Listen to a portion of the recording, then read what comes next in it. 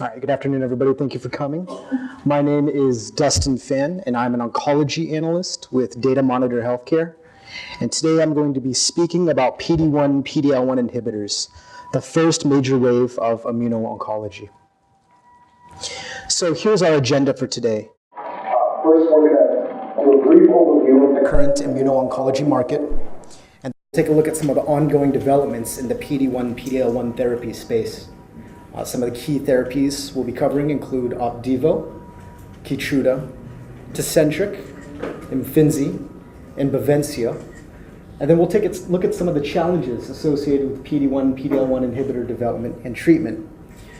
And then to provide a little bit of context, we'll also take a look at two indications that have seen a lot of development over the last year within the PD-1, PD-L1 therapy space. These include non-small cell lung cancer and bladder cancer.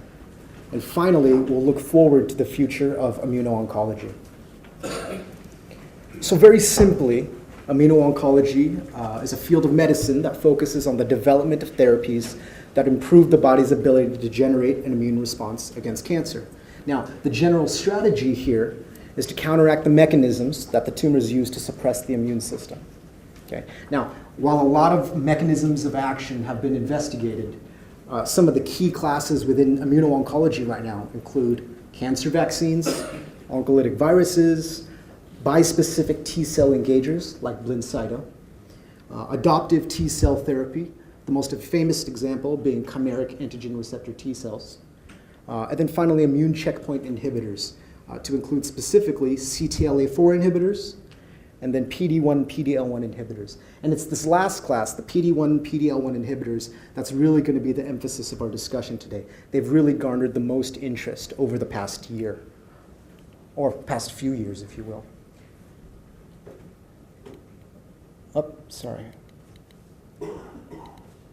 So PD-1 PDL1 inhibitors operate within the PD-1 pathway. So under normal conditions, the PD-1 pathway is responsible for down-regulating the immune system and suppressing T-cell activity. So again, under normal conditions, this guards against autoimmunity, it reduces immune response after disease elimination, and it prevents damage from massive inflammatory response. Now, it's been hypothesized that PD-L1 overexpression can contribute to immune invasion, very simply because the immune system recognizes the tumor cell as self.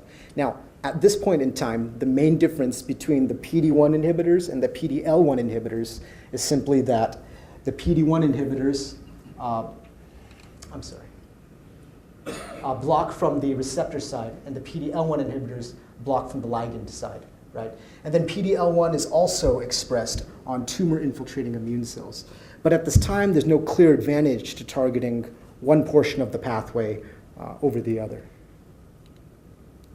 And so here we have a timeline of FDA immunotherapy approvals between August 2010 and about now.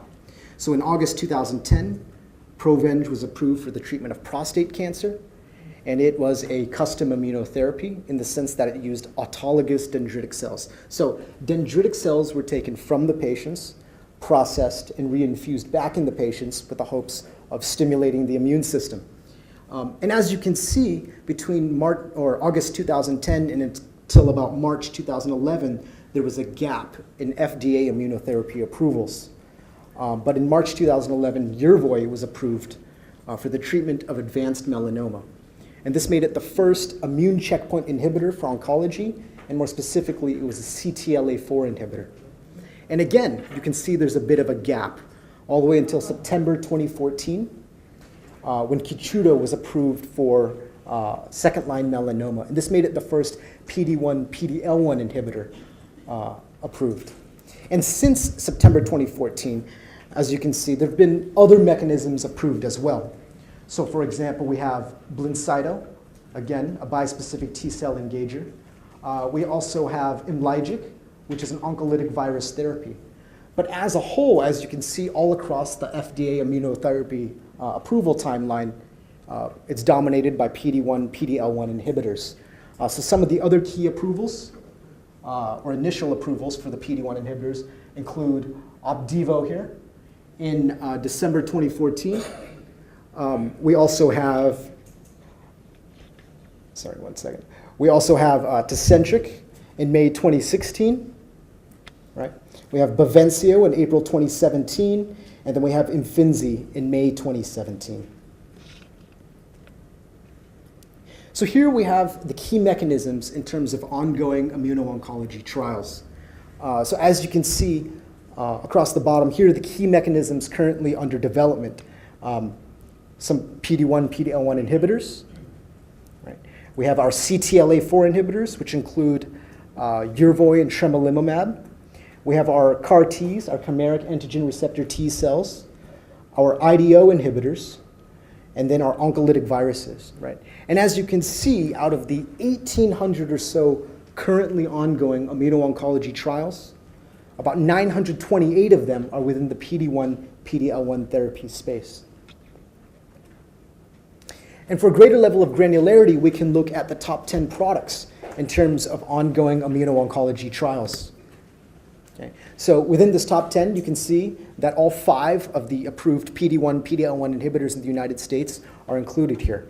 So more specifically, again, we have Keytruda and Opdivo. We have Imfinzi here, Tecentriq, and Bavencio. Okay. We also have our 2 CTLA-4 inhibitors, Yervoy and tremelimumab, both of which are currently under development for use with PD1, PD-L1 inhibitors.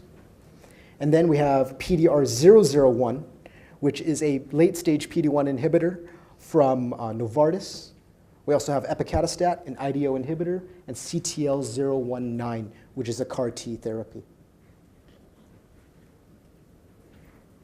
So here we have the top 10 cancers in terms of ongoing PD1, PD-L1 clinical trials. Right now, out of these top 10, as you can see, all of them are solid tumor indications. Okay, now this is where the PD1, PD-L1 inhibitors were initially approved. This is where they continue to be developed the most. This is where they continue to see success. Now, part of the reason for this, and part of the reason for this trend, is that solid tumor indications as a whole have a higher incidence and prevalence than rarer hematological malignancies, so blood cancers, right? So there's a higher potential for significant commercial reward. But within these top 10, as you can see here, non-small cell lung cancer, melanoma, and breast cancer are the top 3. Now here, if we look at the development status of key PD1, PD-L1 agents in oncology, again, you can see that the majority of approvals and ongoing development is within the solid tumor indications, although there is some development in hematological malignancies or blood cancers as well. Now, I want to note that this list of indications is obviously dynamic. It's changing all the time. I did this poll in just a few weeks ago, in June 2017, and the list of indications is expected to grow. But at least within the PD1, PD-L1 therapy class, we can see that Opdivo and Keytruda here currently lead with approvals in at least 6 distinct tumor indications. And they have biologics license applications under review in the United States for several other indications as well. You can also see that Tecentriq and Bavencio have approvals in 2 distinct indications. Imfinzi has an approval in 1 indication. However, there are a number of phase 3 trials currently ongoing for the PD-L1 inhibitors, and this suggests that approvals could be coming in new indications for these particular drugs, often in areas with limited competition and high unmet need. So while the PD1, PD-L1 inhibitors were initially approved as single agents or as monotherapies, there's now a trend towards studying their safety and efficacy in combination trials. So as you can see, Opdivo and Keytruda have the highest number of currently ongoing immunotherapy trials, immunotherapy combination trials. And this is largely owing to their early entry into the market. For Keytruda, the largest proportion of Keytruda's combination trials are with cytotoxic agents, right, shown here in pink, although there are a large number of combinations with other targeted therapies. So here this might include small molecule inhibitors or other monoclonal antibodies such as Cyramza or Herceptin. In contrast, the largest proportion of Opdivo's combination trials are with other immuno-oncology products, the majority of which are likely to be with Bristol Myers Squibb's own CTLA-4 inhibitor, Yervoy. Similarly, Imfinzi has a large number of combination trials with other immuno-oncology products, and the majority of which are going to be with AstraZeneca's CTLA-4 inhibitor, tremelimumab. And so we expect Imfinzi tremelimumab to compete directly with Opdivo and Yervoy in a number of indications. So thus far, in the United States, 2 immunotherapy combinations have found regulatory success: Opdivo plus Yervoy and Keytruda plus chemotherapy. Now, Opdivo plus Yervoy was approved in 2015 for BRAF V600 wild-type melanoma. Okay? This was later extended to include BRAF V600 mutation-positive disease. Now, the latest data for this combination in melanoma comes from the Checkmate 067 trial, which is a phase 3 trial. And the positive results from this trial suggest that Opdivo plus Yervoy could get a full approval for this indication in the United States. And the results reveal that the combination of Opdivo and Yervoy conferred a superior overall survival advantage compared with Yervoy alone thus far. However, there was an increased risk of grade 3 and 4 adverse events. So Opdivo plus Yervoy, 58% of them had grade 3 or 4 adverse events, compared with Opdivo alone, 21%. Now, Keytruda plus chemotherapy received an accelerated approval just a couple months ago in the United States for first-line non-squamous non-small cell lung cancer. And this was based on the Keynote 021 trial, specifically cohort G. And the data thus far showed that progression-free survival was improved in the Keytruda plus chemotherapy arm, although the median progression-free survival has not yet been reached. However, overall survival was not significant, but that's simply because median overall survival hasn't been reached in either arm yet. However, there was also an increased frequency of grade 3 and 4 adverse events in the Keytruda plus chemotherapy arm. And the phase 3 data for this particular combination in non-small cell lung cancer is expected sometime this year.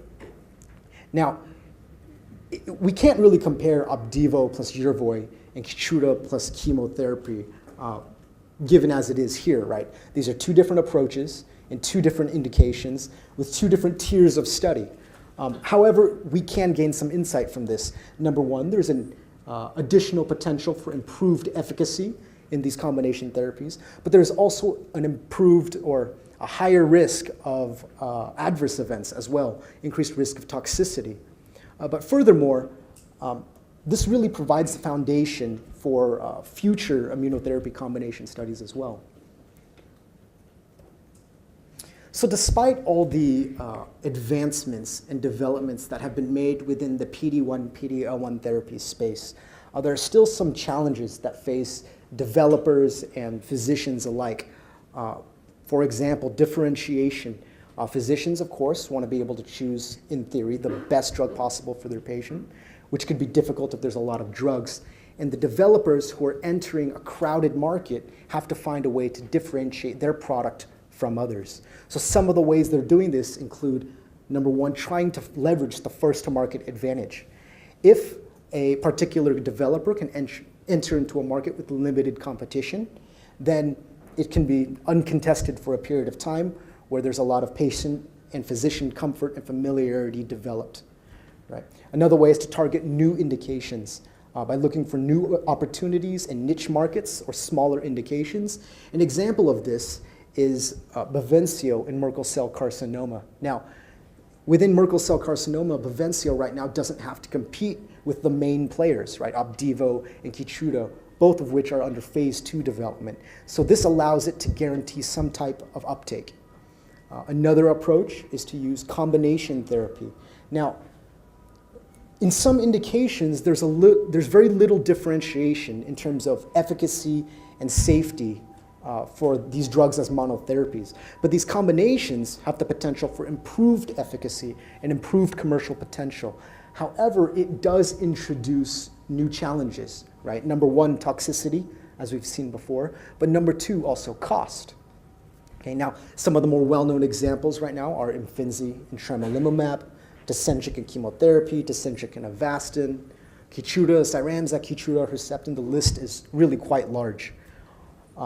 Another way to differentiate one's product is to target unique patient settings. So here, developers can offer new treatment options in areas of little competition and high unmet need. An example of this is Bavencio in stage 4 urothelial carcinoma. It's under phase 3 development for the maintenance setting. Now this is interesting because the maintenance treatment of metastatic bladder cancer is not well established. There's just not a lot of data in it. And even in the United States, for the NCCN treatment guidelines, there's no real specific guidance for the maintenance treatment of metastatic bladder cancer. So if the data here is positive, if it's convincing, if it's safe, it could introduce a new paradigm into the treatment algorithm. And finally, of course, we have biomarker strategies. Keytruda is probably the best known example of this. It's currently approved for PD-L1 positive non-small cell lung cancer in a number of settings. And recently, Keytruda also received an accelerated approval for microsatellite instability high or DNA mismatch repair deficient tumors, making it the first tumor agnostic approval. An additional challenge is the proper selection of clinical trial endpoints. So here I have some commonly used clinical trial endpoints used by PD1, PD-L1 inhibitor trials, as well as the disadvantages and advantages associated with them. So for overall response rate is advantageous in that it can be measured in single-arm trials, right? The metric is specific to that drug, and the time scale necessary to measure overall response rate is generally pretty short. And so a lot of drugs in the PD1, PD-L1 therapy space have received accelerated approvals based on overall response rate. However, the disadvantage here is that overall response rate is not always a comprehensive measure of drug activity, right? It doesn't always transfer to survival or progression, overall survival, or progression-free survival. With progression-free survival, at least, progression-free survival measures stable disease. Sometimes it's a surrogate consideration for quality of life, and it can be measured on shorter time scales. However, some patients treated with PD1, PD-L1 inhibitors also exhibit pseudo-progression, right? So in melanoma, it's something like 10 to 15%, and that is the tumor or radiographic progression without clinical deterioration. And so the disadvantage here is that the measure of progression-free survival or progression in general is already somewhat imprecise. It can be further complicated by pseudo-progression. Progression-free survival also requires frequent assessment, and it's sometimes a weak surrogate for survival. But the timescales, again, necessary to measure it tend to be shorter. And then, of course, we have overall survival, which is really something of the gold standard, right? It measures the direct benefit of the drug, in theory. However, the timescales necessary to measure it are usually quite long, and it also considers deaths unrelated to the drug. So here on the right, we have the primary endpoints for phase 2 and 3 trials in terms of trial count. So what we can see here is that a significant proportion, actually the majority of early phase trials, phase 2 trials, utilize overall response rate as the primary endpoint for the reasons that we saw above, right? It can be measured in a single-arm trial. It can be measured on shorter time scales. However, when more comprehensive measures of activity are necessary, as in phase 3 trials, pivotal phase 3 trials, then overall survival or progression-free survival is more likely to be used, as you can see here. Also, one of the biggest challenges associated with PD1, PD-L1 inhibitor therapy is the use of PD-L1 as a biomarker. Right now, a correlation has been observed between PD-L1 expression and response, but these results are somewhat inconsistent. It can vary on setting or indication even. And sometimes the benefit for both PD-L1 positive and PD-L1 negative tumors can be observed. In some indications, complete responses can't be excluded for PD-L1 low or PD-L1 negative tumors. Not only that, PD-L1 expression is dynamic, right? It's expressed on multiple cell types. So these might include tumor cells or tumor-infiltrating immune cells, such as macrophages or dendritic cells, or maybe even somewhere else within the tumor microenvironment. PD-L1 expression can also vary based on the disease site, and it can vary depending on the time of measurement. So when along the treatment algorithm was this measurement taken? And finally, PD-L1 expression is not binary, right? It doesn't occur on a it occurs on a sliding scale. So for some drugs, PD-L1 positive is greater than or equal to 50%. For other drugs, it's greater than or equal to 10% or 1%. And so the challenge is here is that a patient who gets tested for PD-L1 expression could be positive with one assay, but negative with another assay. Sorry.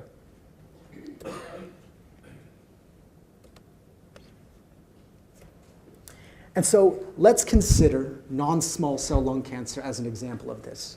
Right? Here I have the 5 PD1, PD-L1 inhibitors that are either approved or under late-stage development for non-small cell lung cancer.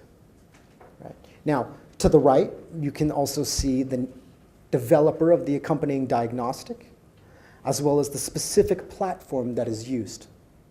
And as you can see, the assay antibody clone differs for all 5 of these products. Right? The basis for scoring can change as well. So as you can see, Keytruda, Opdivo, Imfinzi, and Bavencio use tumor cell staining, whereas Tecentriq uses tumor cell or tumor-infiltrating immune cell staining.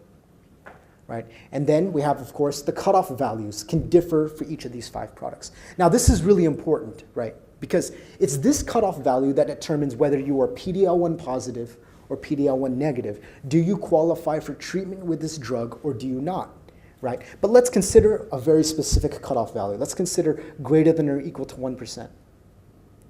Those that are tested with Keytruda's diagnostic, what you'll find is that 66% of non-small cell lung cancer patients then qualify for treatment. But if we use that same cutoff value, greater than or equal to 1% here for Bavencio's, we'll find that 79% of patients qualify for treatment with that particular drug. And so again, a patient can test differently depending on which assay is used.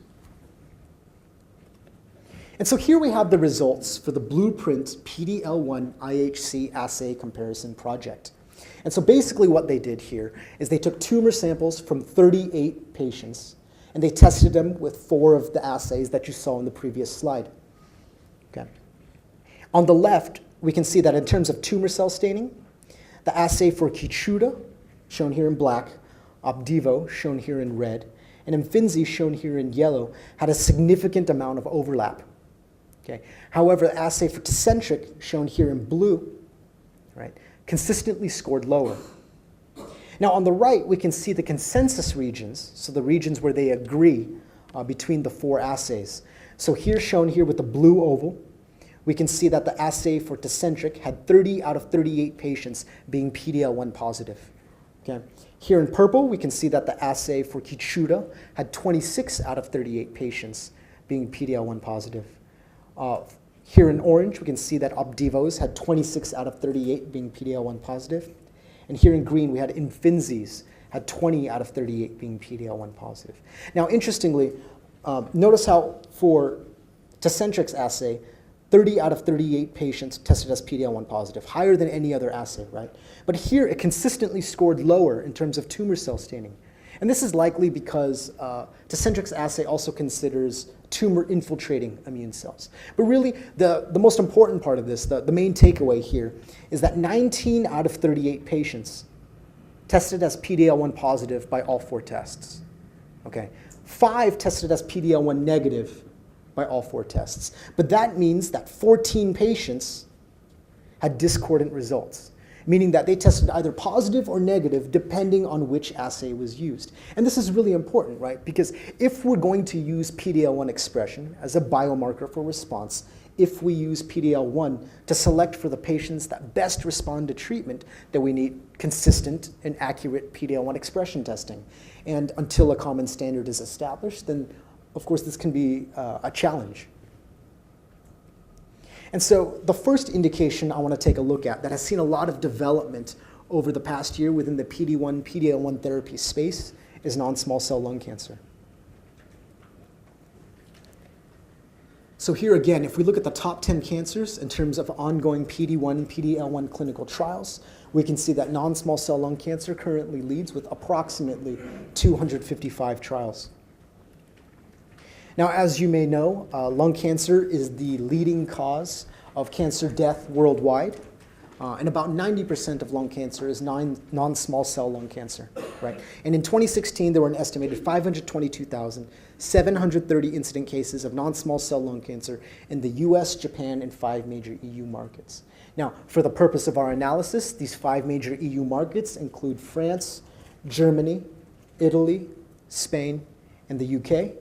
And the number of incident cases is expected to increase to 684,750 cases by 2035.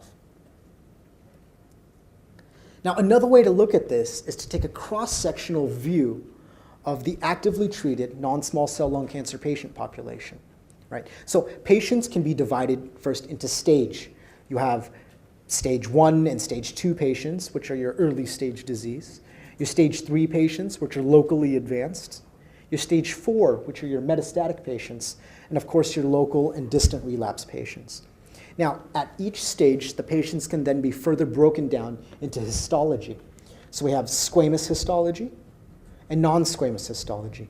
And your non-squamous patients can be, right now, EGFR mutation positive, ALK rearrangement positive, or other. And this other non-squamous is basically patients who don't have addressable mutations, or they may not be tested for mutations. And then finally, those patients can be broken down into specific lines of therapy. And so although the number of treatments available has significantly increased in the past several years, the prognosis of patients with non-small cell lung cancer is among the lowest of all cancers. Only about 18.1% of patients survive 5 years or more after their initial diagnosis. And this is predominantly due to the fact that about 57% of patients, so the majority of patients, are diagnosed at the distant stage, the metastatic stage 4 stage, right? And this has a 5-year survival rate of only 4.5%. So it's this increase in incidence combined with the poor prognosis of non-small cell lung cancer that makes it really an attractive avenue for development. So PD-1 inhibitors began entering the non-small cell lung cancer market in 2015. So Opdivo was approved in the US, EU, and Japan in 2015 for metastatic second-line non-small cell lung cancer. Now, Keytruda was initially approved in the US in 2015, but it gained EU and Japanese approvals in 2016, and it was approved for PD-L1 positive metastatic second-line non-small cell lung cancer. And here, PD-L1 positive was defined as PD-L1 expression greater than or equal to 50%. Now, this really highlights the difference in strategy between the developers, right? Bristol Myers Squibb and Ono wanted to target the largest possible patient population, and this would help them maximize uptake of the drug.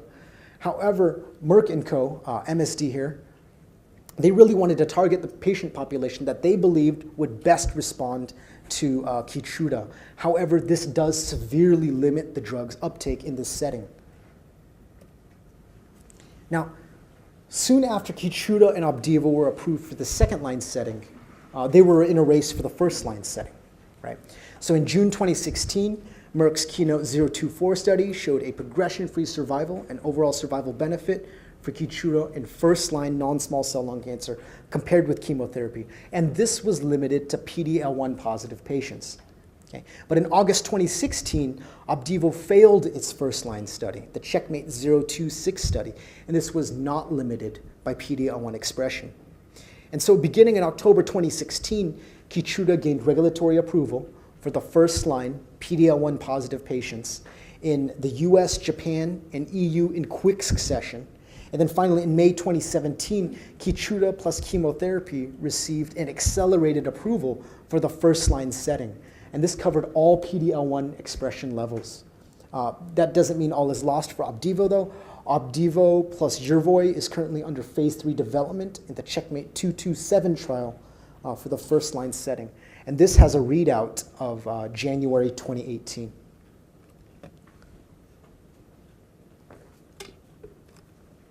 And so In 2016, the PD-L1 inhibitors began to enter the non-small cell lung cancer market. Tecentriq was approved in Q4 of 2016, and it was approved for metastatic non-small cell lung cancer, second line. Roche and Chugai subsequently filed for EU regulatory approval in Q2 of 2016 and Japanese regulatory approval in Q1 of 2017.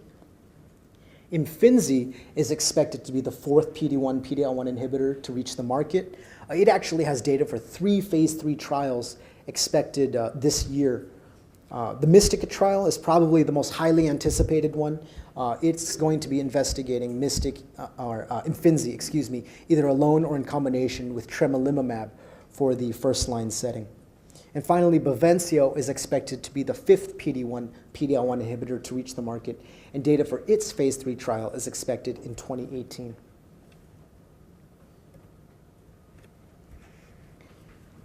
And so here we have a map of the non-small cell lung cancer competitive landscape. Okay. This is specific to the United States. Shown here in dark blue, we have current approvals. Okay. In light blue here, we have areas of significant off-label use.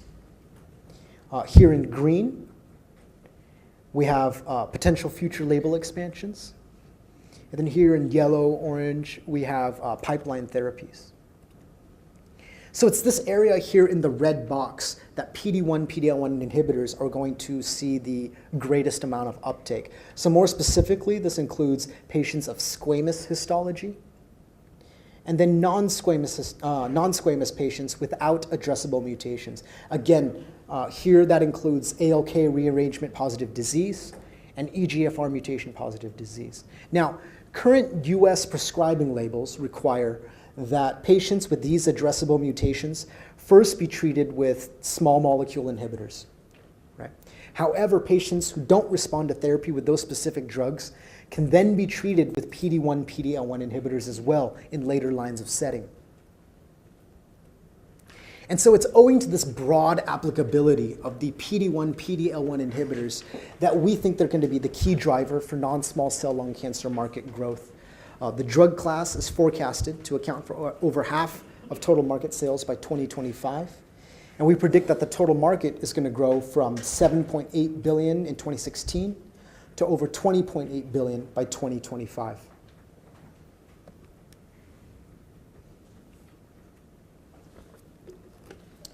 We predict that by 2025, Keytruda is going to be the best-selling PD1-PDL1 inhibitor within its class, within NSCLC, within non-small cell lung cancer.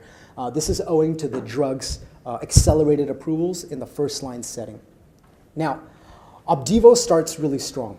However, the drug's failure in the Checkmate 026 trial, so its first-line study, basically means that the drug is going to miss out on the very lucrative first-line setting.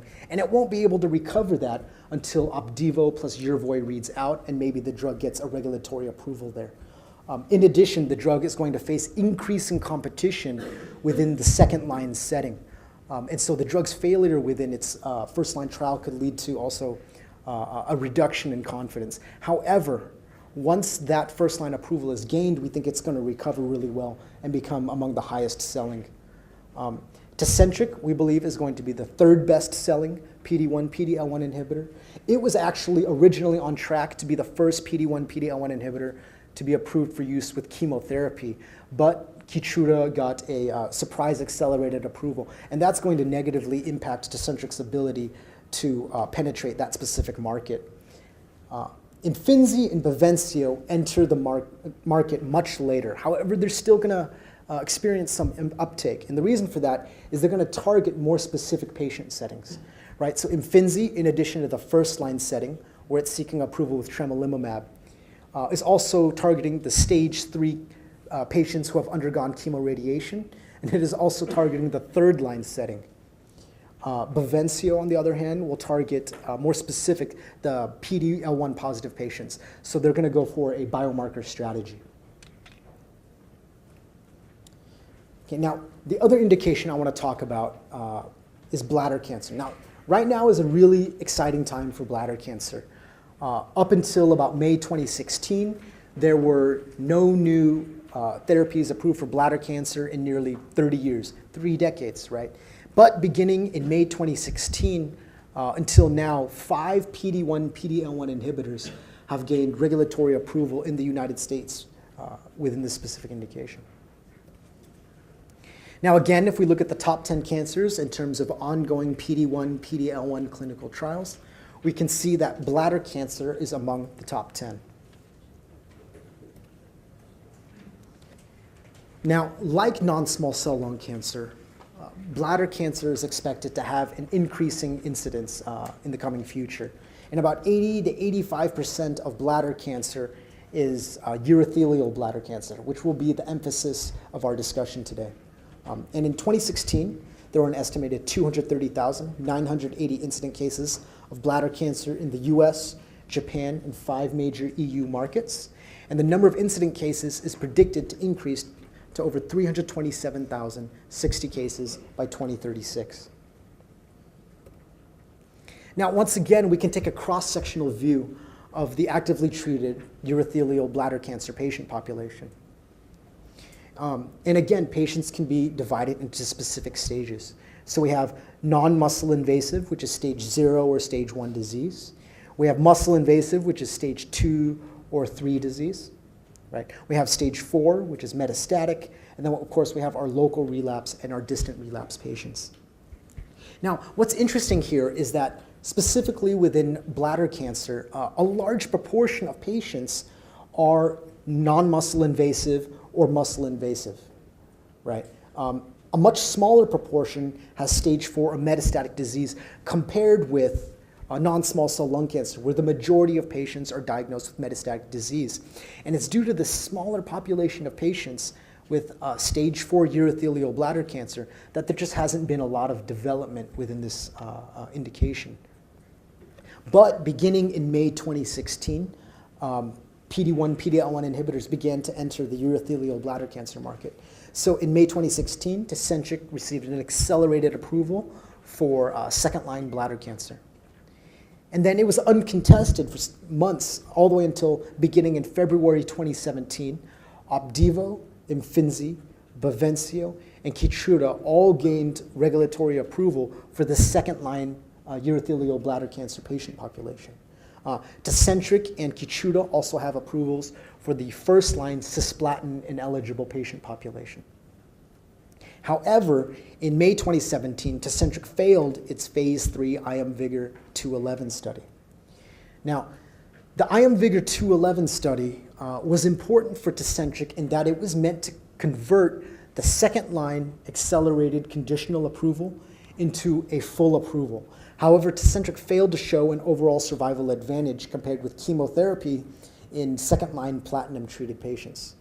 Now, the full data isn't out yet, but it appears that Roche and Chugai faced some of the challenges common to the PD1 PDL1 therapy class. For one, the drug received an accelerated approval based on overall response rate, but as we discussed before, overall response rate is not always, it's not really a comprehensive measure of efficacy, right? It doesn't always translate well into overall survival or progression-free survival. And what's more surprising about this failure is that the results were said to be similar to the phase 2 IMvigor 210 study. And this is the study that led to the accelerated approval in the first place. Now, again, we don't have the full data yet. We don't really know the reason for failure, but we can take a look at Tecentriq's efficacy data in the context of some of the other PD1, PD-L1 inhibitors approved for urothelial bladder cancer, specifically the second-line setting. So as you can see here, where the data is available, complete responses could not be excluded for low PD1, PD-L1 expressing patients, right? And in fact, the complete response rates for PD-L1 positive and PD-L1 negative, or even the overall patient population, is really quite similar. So this suggests that PD-L1 expression in itself is unlikely to be the reason for Tecentriq's failure. Now, if we look at the overall patient population for each of these drugs, what you'll notice is that the overall response rate is, again, really quite similar between each of the 5 products. And that's what makes it all the more surprising, is Keytruda was able to show a statistically significant improvement in overall survival compared with chemotherapy. And Tecentriq, despite having a fairly similar overall response rate, was not able to convert that into a survival advantage. But it's due to the fact that Keytruda has a full approval for the second-line setting, because it is the only PD-1 PDL1 inhibitor to show a survival advantage over an active comparator in second-line bladder cancer. It's due to that fact that we think it's going to be one of the highest selling by 2025 for urothelial bladder cancer. Opdivo plus Yervoy, in addition to the second-line setting approval it has in the United States, is going to try to gain approval for the first-line setting with Yervoy, as well as with the adjuvant setting. Tecentriq is going to try to get an approval along with chemotherapy, as well as the adjuvant setting. But again, the drug's failure in the vigor 211 study is really going to put its second-line approval at risk in the United States, and it's going to make it really hard for it to get that approval in Japan and the EU. Imfinzi, in particular, its main uptake ideally is going to come from its first-line approval with tremelimumab, whereas Bavencio will pursue the maintenance treatment.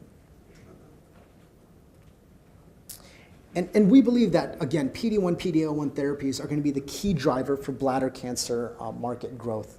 And the drug class is forecasted to account for over 90% of total market sales by 2025. More specifically, we predict that the market is going to grow from 112 million in 2016 to over 4.7 billion by 2025.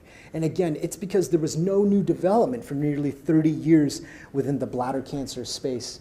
And in only the last year, 5 PD1 PDL1 inhibitors have gained regulatory approval in the United States, and we expect that they're going to continue to gain approval in the rest of the 7 major markets. And so having looked at those 2 indications, I now want to look towards the future of immuno-oncology a little bit. So Keytruda recently received an accelerated approval for microsatellite instability high, or DNA mismatch repair deficient tumors that progressed following prior treatment. And this made it the first therapy and first PD1 PDL1 inhibitor to gain approval based on a biomarker rather than a tumor location, right? So it's a tumor agnostic approval, a tumor agnostic indication. Some of the other mechanisms that are currently under development include IDO inhibitors, which are implicated in immune modulation, and they're currently under development primarily in solid tumor indication. Now, so far the trials for single agent IDO inhibitors have been warm at best, but there's a lot of interest in their development for use in combination with immune checkpoint inhibitors like PD1, PD-L1 inhibitors as well.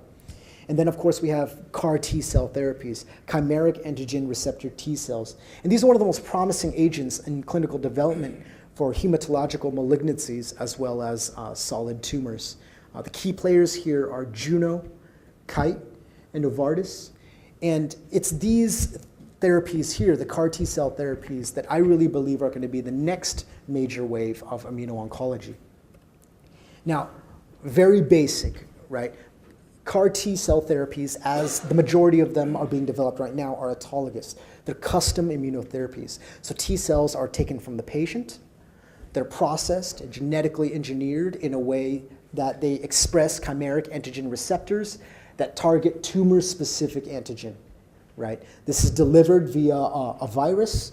The T-cells are then expanded and infused back into the patient. And here we can see the top 10 cancers in terms of ongoing CAR T trials. Now, as opposed to the PD1, PD-L1 inhibitors, you can see that the majority of CAR T development is in hematological malignancies. It's in blood cancers, right? And in fact, the majority of the development is early stage, showing how early we are in the development of CAR Ts. So here you can see we have the phase 1 trials in blue, the phase 1/2 trials in pink, and the phase 2 trials in purple. And despite how early we are within the CAR T development space, The results have been promising, and we expect that a lot of these CAR Ts are going to gain accelerated approvals in the United States. And so here I have some of the key CAR Ts currently under development. The two leading ones are CTL019 and KTE-C19. Now, CTL019 is from Novartis, and it's currently under review for use in relapsed refractory acute lymphoblastic leukemia. Right? KTE-C19 is from Kite, and it's currently under development for use in relapsed refractory diffuse large B-cell lymphoma. And we expect that JCAR017 here on the far right from Juno to be the third one to market. Now, as you can see, this list of indications is somewhat small, as is the list of candidates. And as you know, there are dozens and dozens of indications for which these CAR Ts are being developed, many of which are within the preclinical stage, and there are tons of candidates as well, many of which are within the preclinical stage. And despite the promise that CAR Ts hold at the moment, there are still some potential challenges associated with CAR T treatment and development. First and foremost in most people's minds is the safety and toxicity concerns. Now, here, some of the side effects of rapid early CAR T expansion include cytokine release syndrome, which is a sort of massive inflammatory response. We also have high-grade neurotoxicities and cerebral edemas. Probably one of the most well-known examples of a drug that's faced these challenges is JCAR015 in the phase 2 ROCKET study. Now, in July 2016, the phase 2 ROCKET trial was halted after 3 patient deaths were reported. And it was initially hypothesized that the fludarabine-cytarabine preconditioning regimen was at fault. Okay? The hold was lifted 3 days later, though, and fludarabine was pulled from the preconditioning regimen. But then in November 2016, the trial was halted after 2 additional deaths. And then by March 2017, JCAR015 was completely discontinued, and the phase 2 ROCKET study was suspended. Okay. Now, another concern or challenge associated with CAR Ts is their manufacturing and logistics. Okay, now, as I said before, the majority of the CAR Ts being developed right now are autologous. They're, in a sense, custom immunotherapies, right? So, as a result, they have a long manufacturing time. The T cells have to be taken from the patient, processed, and infused back into the patient. And that process, vein to vein, takes up to 3 weeks or so. Not only that, there are limited production facilities. And this limit in production facilities, especially for these custom therapies, means that there's limited output as well. And finally, there's a high-cost production. Once again, the technology is still early, and these are custom therapies. And so this high cost of production could be passed down to consumers or patients. But despite these challenges, again, the CAR Ts are really quite promising. And again, I really think they're going to be the next major wave of immuno-oncology. So in summary, today we discussed some of the challenges associated with PD1, PDL1 therapies. Such challenges include drug differentiation, the careful selection of clinical trial endpoints, PD-L1 as a biomarker for response, as well as the accurate and consistent measurement of PD-L1 expression. Now, despite these challenges, though, PD1, PDL1 inhibitors have grown to become the leading class of immunotherapies within oncology. Currently, they're approved in at least 8 distinct tumor indications. They're also the leading class of immunotherapies in terms of ongoing development. And sales of PD1, PDL1 inhibitors have grown from $84 million in 2014, when they were first approved, to about $6.2 billion, almost $6.3 billion by 2016. And looking forward to the future of PD1, PDL1 therapy, we can expect new combination therapies, new indications and treatment settings, as well as probably additional development within tumor-agnostic indications. And finally, as I said before, I think CAR Ts hold a lot of promise, especially within these hard-to-treat hematological malignancies, and I think they're going to be the next major wave of immuno-oncology. Thank you very much for your time.